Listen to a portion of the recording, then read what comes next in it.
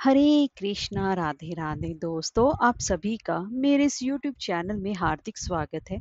हिंदू धर्म में अमावस्या तिथि का सबसे ज्यादा खास महत्व माना जाता है। अमावस्या तिथि पर गंगा जैसी पवित्र नदियों में स्नान करने का सबसे ज्यादा खास महत्व माना जाता है। और इस दिन पितृ तर्पण और पिंडदान करना भी सबसे उत्तम माना जाता है। और आज के दिन भगवान विष्णु जी की विशेष रूप से पूजा उपासना की जाती है। सुबह ब्रह्म मुहूर्त में जल्दी उठकर गंगा स्नान किया जाता है, नहीं तो घर पर ही रहकर गंगा जल मिले युक्त पानी से स्नान करना चाहिए। और उसके बाद सूर्य नारायण को जल अर्पित करना चाहिए। और फिर उसके बाद पितृ तर्पण और पिंडदान करना चाहिए। और सुहागन महिलाएं अपने पति की लंबी उम्र के लिए और अखंड सौभाग्य के लिए आज अमावस्या तिथि पर व्रत भी करती हैं और पीपल पर उसकी विशेष रूप से पूजा उपासना करती हैं और कच्चा सूत लपेटती हैं और अपने घर की सुख समृद्धि की कामना करती हैं। इसी वजह से इस अमावस्या तिथि का सबसे ज्यादा खास महत्व माना जाता है। तो दोस्तों, आज की इस वीडियो में मैं आपको आषाढ़ की अमावस्या की व्रत कथा का रसपान कराने जा रही हूँ। तो चलिए वीडियो शुरू करते हैं। एक गरीब ब्राह्मण परिवार रहता था। उस परिवार में पति पत्नी के अलावा एक पुत्री भी थी। वह पुत्री धीरे धीरे बड़ी होने लगी। उस पुत्री में समय और बढ़ती उम्र के साथ सभी स्त्रियों के गुणों का विकास हो रहा था। वह लड़की सुंदर, संस्कारवान एवं गुणवान थी, किंतु गरीब होने के कारण उसका विवाह नहीं हो पा रहा था। एक दिन उस ब्राह्मण के घर एक साधु महाराज पधारे। वो उस कन्या के सेवा भाव से काफी प्रसन्न हुए। कन्या को लंबी आयु का आशीर्वाद देते हुए साधु ने कहा कि इस कन्या के हथेली में विवाह योग्य रेखा नहीं है। तब ब्राह्मण दंपति ने साधु से उपाय पूछा कि कन्या ऐसा क्या करे कि उसके हाथ में विवाह रेखा बन जाए। साधु ने कुछ देर विचार करने के बाद अपनी अंतर्दृष्टि से ध्यान करके बताया कि यहाँ पर कुछ ही दूरी पर एक गांव में सोना नाम की धोबन जाति की एक महिला अपने बेटे और बहू के साथ रहती है, जो बहुत ही की आचार विचार और संस्कार संपन्न तथा पति परायण भी है। यदि यह कन्या उसकी सेवा करे तो वह महिला इसकी शादी में अपनी मांग का सिंदूर लगा दे।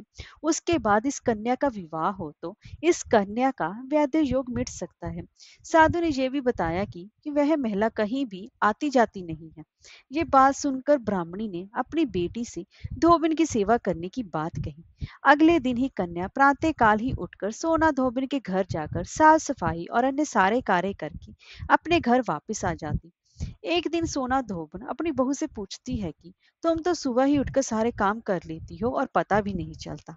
बहू ने कहा, माँ जी, मैंने तो सोचा कि आप ही सुबह उठकर सारे काम खुद ही खत्म कर लेती हैं। मैं तो देर से उठती हूँ। इस पर दोनों सास बहू निगरानी करने लगी कि कौन है जो सुबह ही घर का सारा काम करके चला जाता है। कई दिनों के बाद धोबी ने देखा कि एक कन्या मुंह अंधेरे घर में आती है और सारे काम करने के बाद चली जाती है। जब वह जाने लगी तो सोना धोबन उसके पैरों पर गिर पड़ी। पूछने लगी कि आप कौन हैं और इस तरह छुपकर मेरे घर की काम क्यों करती हैं। तब कन्या ने साधु द्वारा कई की सारी बातें बताई। सोना धोबन पति परायण थी, उसमें तेज था तो वह तैयार हो गई। सोना धोबन के पति थोड़ा अस्वस्थ थे। उसने अपनी बहू से अपने लौट आने तक घर पर ही रहने को कहा। सोना धोबन ने जैसे ही अपनी मांग का सिंदूर उस कन्या की मांग में लगाया, उसका पति मर गया। उसे इस बात का पता चल गया क्योंकि वह घर से ही निराजल ही चली थी, यही सोचकर कि रास्ते में कहीं भी पीपल का पेड़ मिलेगा तो उसे भवरी देकर उसकी परिक्रमा करके ही जल ग्रहण करेगी। उस दिन आषाढ़ मास की अमावस्या थी। ब्राह्मण के घर मिले पूरे पकवान की जगह उसने ईंट के टुकड़ों से 108 बार भवरी देकर 108 बार पीपल के पेड़ की परिक्रमा की और उसके बाद जल ग्रहण किया। ऐसा करते ही उसके पति के मुर्दा शरीर में वापस जान आ गई। धोबन का पति वापस जीवित हो उठा। इसीलिए आषाढ़ अमावस्या के दिन से शुरू करके जो व्यक्ति हर अमावस्या के दिन भवरी देता है, उसके सुख और सौभाग्य में वृद्धि होती है। पीपल के पेड़ में सभी देवताओं का वास माना जाता है।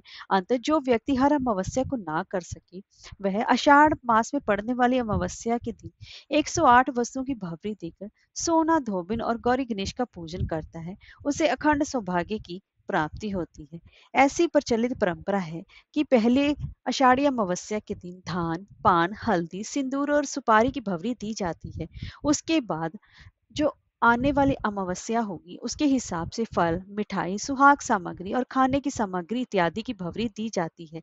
और फिर भवरी पर चढ़ाया गया सामान किसी सुपात्र ब्राह्मण, ननद या भांजे को दिया जा सकता है। अब मैं आपको दूसरी पौराणिक कथा अमावस्या और पूर्णिमा दो बहनों की पुरानी कथा श्रवण करवा रही हूँ। पौराणिक कथाओं के अनुसार एक राजा और एक रानी थी। उनकी दो लड़कियां और दो लड़के थे। एक लड़की का नाम पूर्णिमा और दूसरी लड़की का नाम अमावस्या था। पूर्णिमा घर का सारा काम करती और भगवान की पूजा पाठ भी किया करती और गाय की सेवा भी किया करती थी। लेकिन अमावस्या ना तो घर का काम करती और ना ही भगवान का पूजा पाठ करती और ना ही गाय माता की वह सेवा किया करती थी। फिर भी राजा और रानी अपने दोनों बेटों और बेटियों और अमावस्या को बहुत ज्यादा प्यार करते थे, लेकिन पूर्णिमा से वह नफरत करते थे। राजा के दोनों लड़के और लड़कियां धीरे धीरे बड़े हो गए। राजा ने दोनों लड़कों का विवाह तो करवा दिया। इसके बाद रानी ने कहा कि दोनों लड़कियां भी विवाह के योग्य हो गई हैं, तो इनके लिए भी कहीं पर जाकर रिश्ता तय करके विवाह करा दो।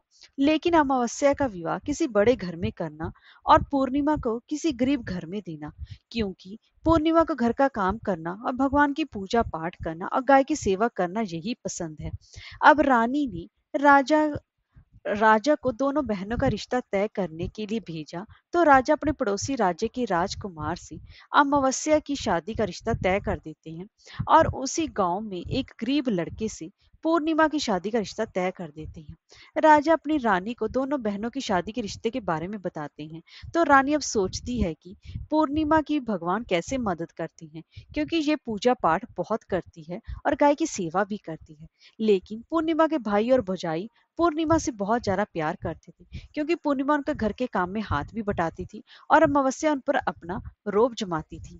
राजा इसके कुछ दिनों बाद ही उनका विवाह करवा देते हैं और जब राजा और रानी उन दोनों लड़कियों को विदाई कर देती हैं, तब अमावस्या को विदाई के समय बहुत सारी धन दौलत देती हैं और पूर्णिमा को कुछ भी नहीं देती। इसके बाद दोनों बहनें अपने अपने ससुराल चली जाती हैं। अब एक दिन अमावस्या ने अपने घर पर शिव चर्चा रखी, जिसमें कि उसने पूरे गांव वालों को अपने घर पर बुलाया, लेकिन पूर्णिमा को नहीं। जब गांव की औरतें अमावस्या के यहाँ जा रही थी, तब पूर्णिमा अपने दरवाजे के बाहर बैठी हुई थी। तो उन औरतों ने पूर्णिमा से कहा कि तुम्हारी बहन के यहाँ पर शिव चर्चा हो रही है, तुम नहीं चलोगी क्या? पूर्णिमा ने कहा, मुझे तो बुलाया ही नहीं, मैं कैसे चल सकती हूँ? औरतों ने कहा, बुलाया नहीं तो क्या हुआ, वहां तो भगवान की शिव चर्चा है, तुम चलो हमारे साथ। पूर्णिमा उन औरतों की बात मानकर उनके साथ चली जाती है। जब अमावस्या की नजर पूर्णिमा पर पड़ी, तो अमावस्या ने गुस्से में आकर पूर्णिमा से कहा कि तुम यहाँ कैसे चली आई, तुम्हें तो मैंने बुलाया ही नहीं। खैर कोई बात नहीं, तुम आ ही गई हो तो चुपचाप बैठे रहना और इधर उधर मत घूमना। इस तरह से अमावस्या ने पूर्णिमा की गरीबी का मजाक उड़ाया। अमावस्या की ये बातें सुनकर पूर्णिमा की आंखों से आंसुओं की धारा बहने लगी और भगवान शिव से हाथ जोड़कर पूर्णिमा मन ही मन विनती करने लगी कि हे भगवान, क्या पूजा पाठ करना, घर का काम करना और गौ सेवा करना ये गलत है? आखिर मेरा कसूर क्या है? अब आप कृपा करेंगे मुझ पर।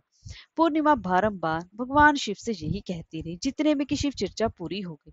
अब अमावस्या भगवान का प्रसाद बांटने लगी, तो उसने सबको भगवान का प्रसाद दिया, लेकिन पूर्णिमा को नहीं दिया। पूर्णिमा बिना प्रसाद के घर लौटने लगी, तो रास्ते में उसने सोचा कि बच्चे प्रसाद मांगेंगे तो मैं उन्हें क्या कहूंगी। उसने सोचा कि मैं अपने मायके, अपने भाई और भौजाई के यहाँ जाऊंगी और वहां से बच्चों के लिए कुछ लेकर जाऊं आऊंगी। ऐसा सोचते हुए वह अपने घर आ गई और उसे अपने पति और बच्चों से कहा कि मैं अपने मायके जा रही हूँ। उन्होंने कहा ठीक है और पूर्णिमा मायके के लिए रवाना हो गई। चलते चलते एक चबूतरा आया, जिस पर कि तुलसी का पौधा लगा हुआ था और उस चबूतरे पर एक बूढ़ी औरत बैठी हुई थी और वह कोई और नहीं, साक्षात तुलसी माँ ही थी। उस बूढ़ी औरत ने पूर्णिमा से कहा, बेटी तुम कौन हो और कहाँ जा रही हो? पूर्णिमा ने अपना परिचय दिया तो उस बूढ़ी औरत ने पूर्णिमा से कहा कि ये तुलसी का पौधा सूख रहा है, इसमें थोड़ा पानी डाल दो और इस चबूतरे की साफ सफाई कर दो, जिससे कि मुझे थोड़ी ठंडक मिलेगी।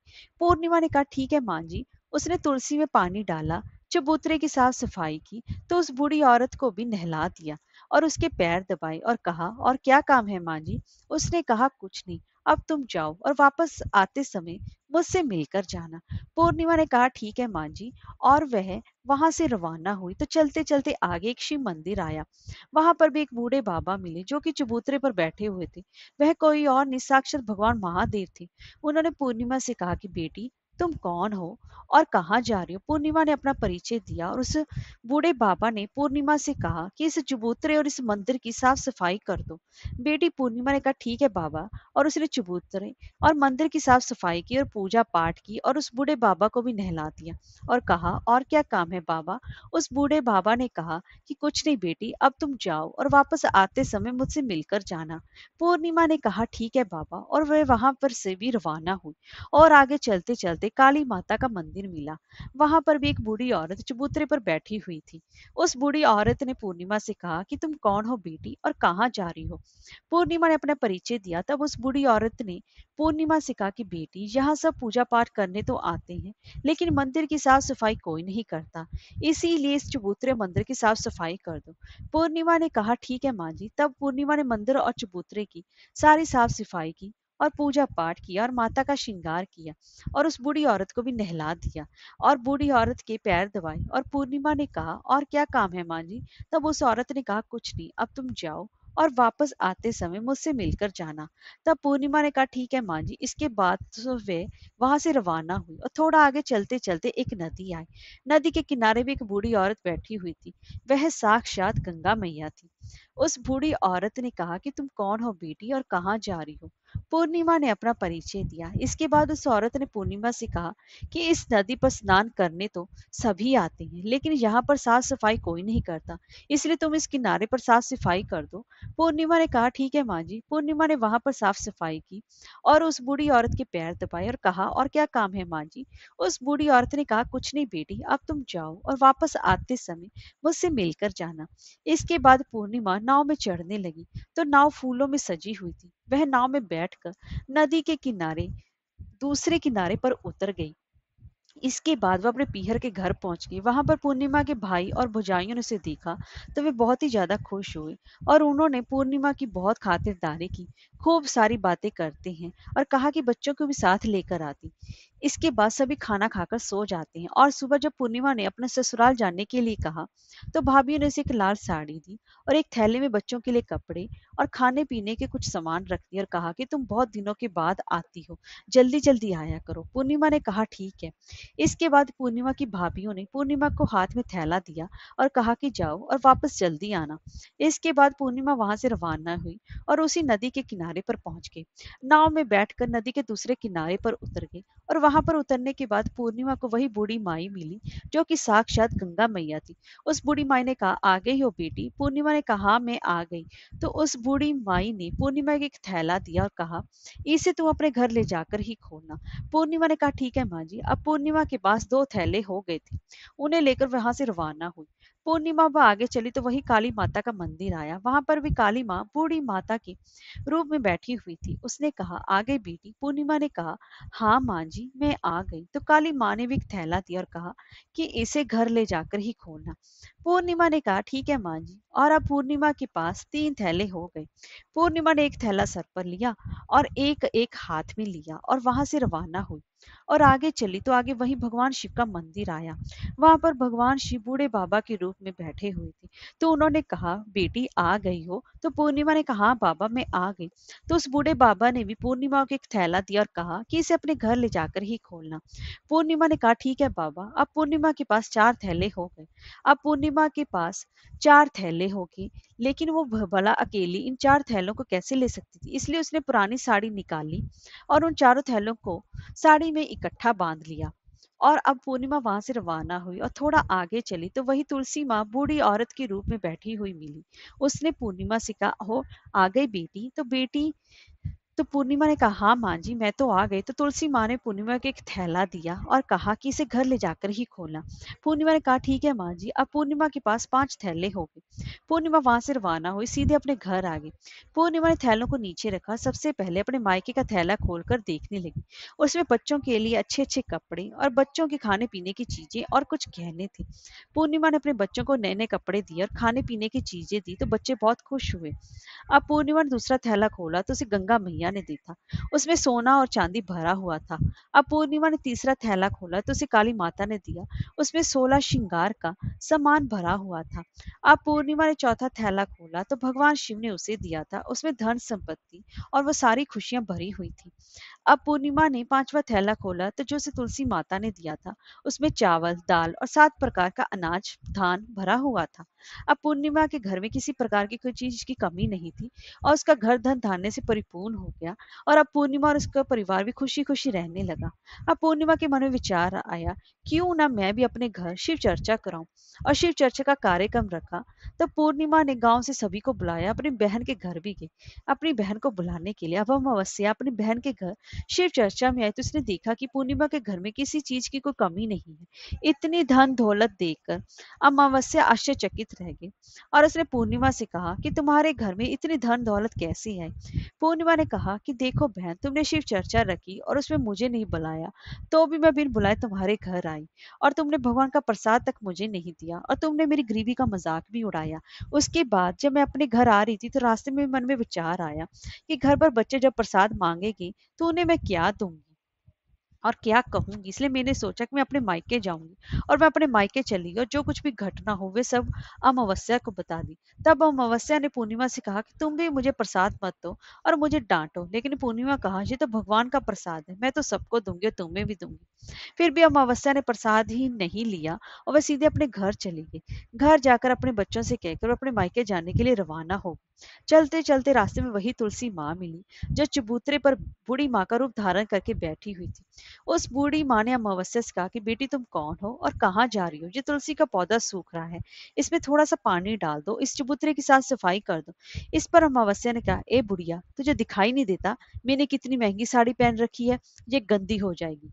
ऐसा कहकर वह आगे चली गई तो भगवान शिव मिले, उनको भी उसने ऐसा ही कह दिया। उसके बाद वे आगे चली तो काली माँ मिली तो काली माँ को भी उसने ऐसा ही कह दिया। उसके बाद से वो आगे चली तो गंगा मैया मिली, गंगा मैया को उसने ऐसा ही कह दिया। फिर इसके बाद वह नाव में बैठने लगी तो नाव में फूलों की जगह कांटे थे जो उसके पैरों में चुभ गए और वह दूसरे किनारे पर उतर कर वह अपने मायके चली गई। जब वह वहां उसकी भौजाइयों ने देखा तो वे आपस में धीरे से बोली, काम की ना काज की, 2.5 शेर अनाज की, ये भला कहाँ से आ गई। अब आ गई है तो ठीक ही है। पूर्णिमा तो अपने काम में हाथ बटाती थी, ये कोई काम तो करेगी नहीं। अब उन्होंने खाना बनाया और खाकर सो गई।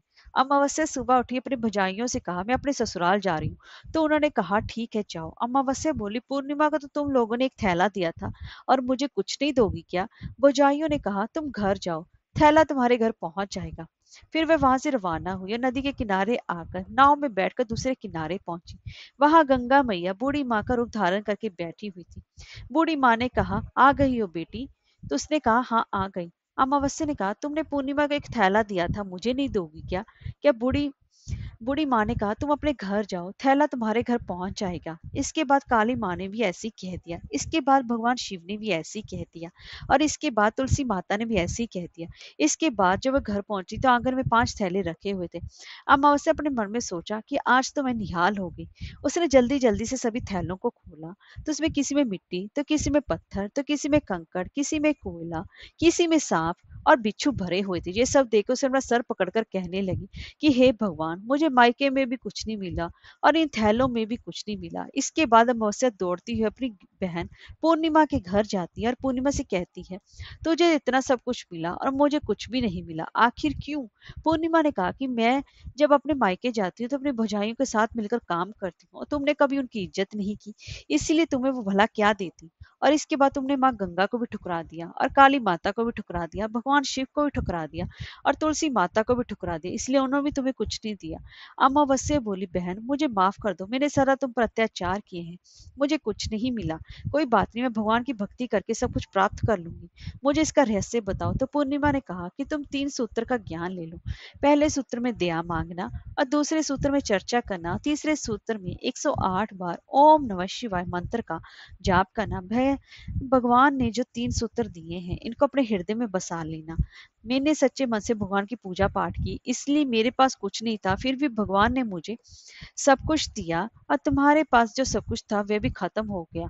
इसके बाद अमावस्या अपने घर गई, भगवान की पूजा पाठ करने लगी और भगवान शिव से माफी मांगने लगी और गौ सेवा करने लगी और दूसरों की मदद भी करने लगी। हरे कृष्णा, राधे राधे।